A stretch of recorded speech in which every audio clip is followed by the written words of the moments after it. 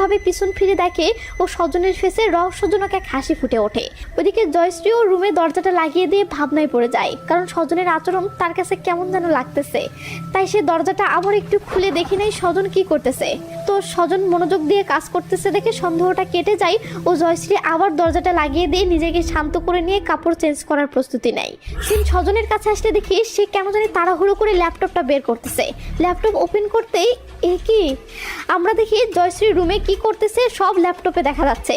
তো জয়শ্রীকে এভাবে দেখে স্বজন শয়তানি একটা লুক দিলে আমরা দেখি স্বজন তার ফোনটা ওই রুমে চার্জে দেওয়ার নাম করে ক্যামেরা অন করে রেখে এসেছে।